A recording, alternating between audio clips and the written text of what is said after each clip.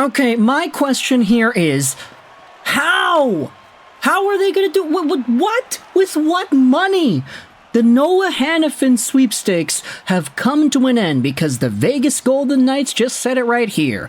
We know a guy that's sticking around for a while. Ha ha, funny pun, Vegas. Nice. The Vegas Golden Knights have signed defenseman Noah Hanifin to an 8-year contract extension. My goodness. NHL insiders, all the folks that we had heard about talking during the Noah Hanifin Calgary Flames sweepstakes that was going on all those weeks ago, in the weeks leading up to the Noah Hanifin trade to Vegas, all we heard about from these insiders was, oh, he may want to go east. He wants to go to a team in the USA. He may want to go to Boston or Tampa or whatever. But he goes to Vegas and he signs in Vegas? What the hell? What in the world? With what money? How? Elliot Friedman went out there and tweeted the cap hit here. $7.35 million a year is the Noah Hanifin AAV, and Pierre LeBrun had the extension layout for all of us to look at. In 2024-2025, Noah Hanifin will make $8.5 million in signing bonuses and $1 million on the base salary. So, on July 1st, the opening day of the 24-25 season, he'll be making $8.5 million flat. Like, he's getting all of that deposited into his bank account, and then over the remainder of the season, he'll get $1 million spread across from October to April. Next season, same thing, $7.9 million up front, and then $1.6 million as the salary. In 2026, he'll get $7.5 million right up front, so he's getting a lot of money in signing bonuses for the first 4 years of this contract, and then starting in 2028 all the way until 2032, he'll be making $5.7 million throughout the course of the season with no signing bonuses. He also has a 6 years full no trade clause, which takes him up until, let's say, 2030.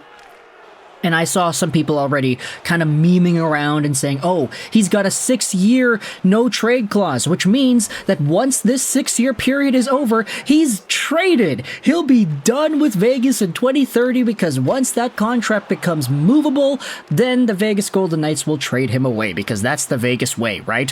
Who knows? That's 6 years from now. We'll speculate what happens then by the time 2029 rolls around, I guess. But the question here is, with what gosh darn money are the Vegas Golden Knights going to be able to do that? Now, we do have some answers as to how they're going to be able to try it, but before we dive into that, let's go over the profile here. Noah Hanifin is at 9 points in 16 games played with the Vegas Golden Knights. Really not bad. If you do the math on that, 9 divvy 16 multiplied out by 82, that's around a 46-point pace, which is roughly where Hanifin has been in other parts of his career. I mean, he had 35 points in 61 games played in Calgary. If you add up his Calgary and Vegas production, it equates to about a 47-point pace. And in Calgary 2 seasons ago, he had 48 points in 81 games. So really, this is directly in line with what we're expecting and used to out of Noah Hanifin. He's always been a capable point producer whilst being the big brick wall of a human being that he is. 6'3", 216, 27 years old. This contract will take him until he's 35. So there you go. 8 years long for Noah Hanifin till 2032. That certainly is not going to ruffle any feathers. But if you go over to the Our Hockey comment thread, this is where I wanted to bring up some of the responses to this.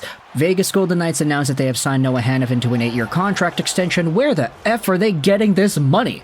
Or is this confirmation that Jonathan Marchessault is gone?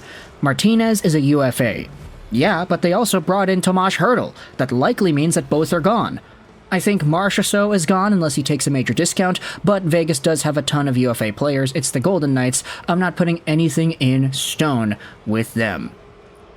I just did the math and have them at over $81 million tied up in 10 forwards, 7 defense, and 2 goaltenders next year already, and they still cannot afford Marchessault.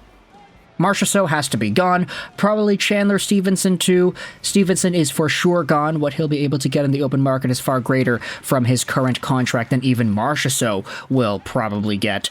If it's not Marchessault, I'm starting to worry that it's Stone whom we're going to LTIR retire. The dude might be too broken to play anymore. People were saying that about him before even the last playoff run. There also are some other guys over here, Martinez, Stevenson, Mantha, maybe Amadio. You could say another injury won't conveniently happen over the summer for Vegas. Yeah, we all recognize that that is the case over here. So if you go over to the Vegas Golden Knights right now, in 2024-2025, their projected cap hit is $86 million.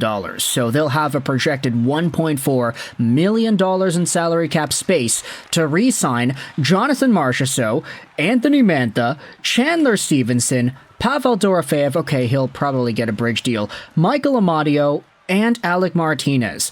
These are all pretty significant NHL guys, with the exception of, I guess, Amadio, and you're not going to be able to get all of them signed on for $1.4 million in return.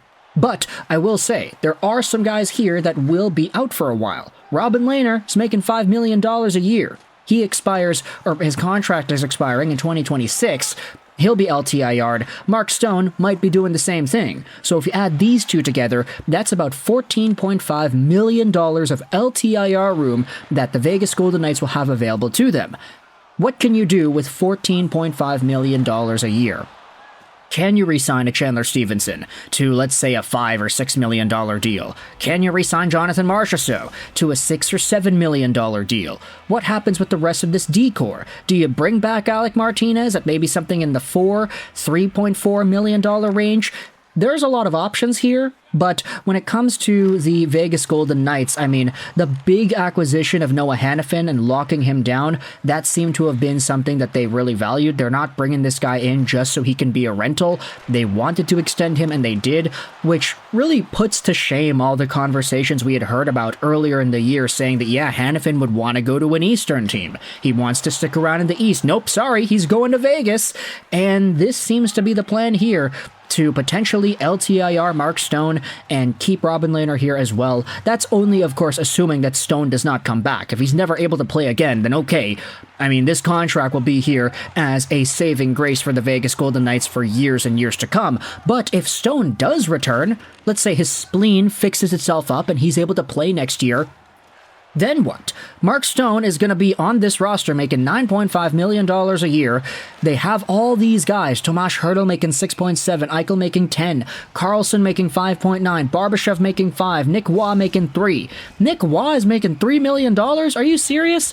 I didn't even realize that. Pietrangelo at 8.8, Hanifin at 7.3, Whitecloud's making 2.75 till the end of 2028, and then Shea Theodore's on here making 5.2 as well. What's going on with the Vegas Golden Knights? How are they going to be able to navigate through this? And did this just get done? It did. The Vegas Golden Knights have re-signed Noah Hanifin to an AAV of $7.35 million a year for the next 8 years. And I want you to let me know your thoughts in the comment section below. How the hell are the Vegas Golden Knights going to make this work? With what money and with what salary cap space are Vegas going to be allowed to do this? Let me know your thoughts in the comment section below about the Noah Hanifin extension, as well as how this fits into the plan of everybody else, with Mark Stone potentially being out for a while, Robin Lehner still here. That's $14 million of LTIR space to navigate. What are your thoughts on the upcoming UFAs in Mantha, Stevenson, Marchessault as well?